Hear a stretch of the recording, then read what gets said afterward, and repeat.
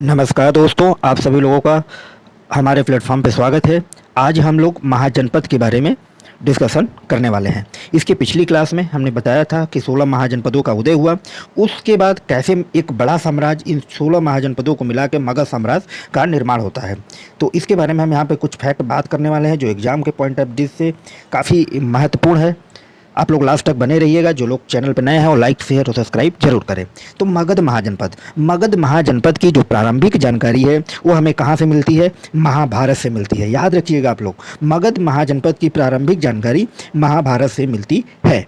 मगध महाजनपद की सबसे प्राचीन राजधानी क्या है? गिरिबज और या राजगिरी जिसको हम बोलते हैं। मगध पर सबसे पहले बिंबिसार ने, फिर हर्यक वंश की स्थापना की। मगध ने सबसे पहले किसने शासन किया? बिंबिसार ने, और उस वंश को क्या बोलते हैं? हर्यक वंश बोलते हैं। उसके बाद शिशुनाग ने नागवंश की स्थापना की। ठीक है, इसके बाद महापद्म नंद आए और नंद वंश की स्थापना की। तो क्वेश्चन आपका बनेगा कि मगध पर सबसे पहले किसने शासन किया? बिंबिसार ने किया। उस वंश को क्या बोलते हैं? हर्यक वंश बोलते हैं। उसके बाद शिशुनाग ने किया, उस वंश को क्या बोलते हैं? नागवंश बोलते हैं। उसके बाद महापद्मनंद जी ने किया और इस वंश को बोलते हैं नंदवंश। ठीक है, नंद वंश के अंतिम शासक कौन था? घना नंद थे, जिनको चंद्रगुप्त मौर्य ने अपने गुरु चाणक्य की सहायता से युद्ध में पराजित कर चंद्रगुप्त मौर्य ने मौर्य की स्थापना कर दी थी। नंद वंश का अंतिम शासक कौन था? घना नंद थे। ठीक है, तो बिंबिसार, अब हम हर्यक वंश के बारे में थोड़ी सी जानकारी यहाँ पे देखते हैं। बिंबिसार ने हर्यक वंश की स्थापना किया था और यह बौद्ध धर्म का अनुयायी था। बिंबिसार किस धर्म का अनुयायी था? बौद्ध धर्म का अनुयायी था। इसकी हत्या इसके पुत्र अजातशत्रु ने कर दिया। ठीक है, इस वंश को एक और नाम बोलते हैं पितृहंसा वंश, क्योंकि इसमें सारे लोग जो है अपने पिता की हत्या करके जो है अब शासन पे बैठे थे। तो इसकी हत्या इसके पुत्र अजातशत्रु ने कर दी और इस अजातशत्रु की हत्या इसके पुत्र उदयन ने कर दी। देखिए क्या था, बिंबिसार हर्यक वंश की स्थापना करता है, उसकी हत्या कौन करता है? उसका पुत्र अजातशत्रु करता है। अजातशत्रु की हत्या कौन करता है? उसका पुत्र उदयन ने किया। उदयन ने ही गंगा और सोन नदी के संगम पे पाटलिपुत्र नगर की स्थापना की। पाटलिपुत्र जो आज पटना शहर कहलाता है। ठीक है, अब हम आते हैं नंदवंश। नंदवंश का संस्थापक कौन था? महापद्म नंद जी थे। महापद्म नंद कौन था? नंदवंश का संस्थापक था।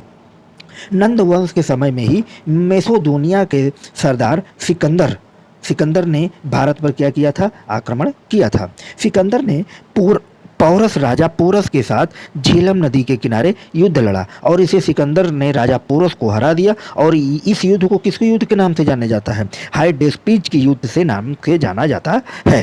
ठीक है, सिकंदर की मृत्यु ज्वर से बेबीलोन में हुई। सिकंदर की मृत्यु किससे हुई? ज्वर से बेबीलोन में हुई। क्लियर?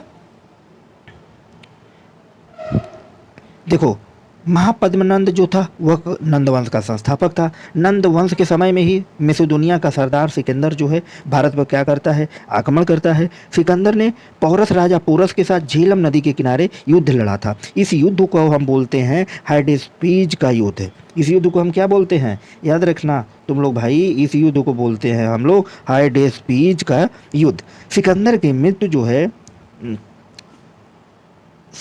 मृत्यु जो है ज्वर से बेबीलोन में हो गई। ठीक है, नंदवंश के अंतिम शासक कौन था? घनानंद थे, जो चंद्रगुप्त मौर्य ने अपने गुरु चाणक्य की सहायता से पराजित कर मगध पर मौर्य वंश की स्थापना की।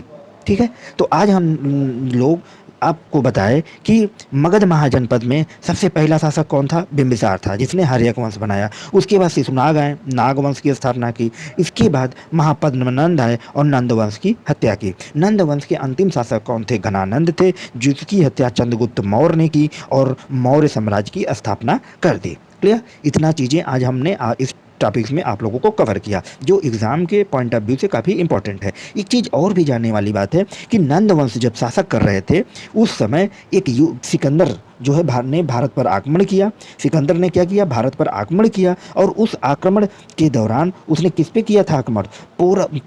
पौरस के राजा पोरस थे। कहाँ पे? झेलम नदी के किनारे युद्ध लड़ा गया। इस युद्ध को हाइडेस्पीन का युद्ध के नाम से जाना जाता है। क्लियर? आई होप, मुझे उम्मीद है कि ये सारी चीज़ें आप लोगों को बहुत ही पसंद आई होगी। यदि अच्छा लगे तो लाइक शेयर सब्सक्राइब करना ना भूलें। मिलते हैं फिर नेक्स्ट वीडियो में, तब तक के लिए धन्यवाद।